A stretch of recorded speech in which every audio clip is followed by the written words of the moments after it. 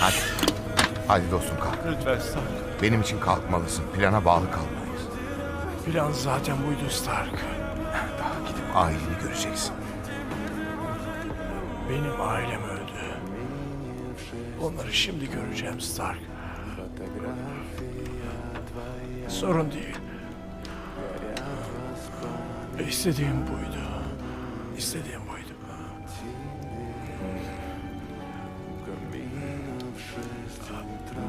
Yardımın için sağ ol.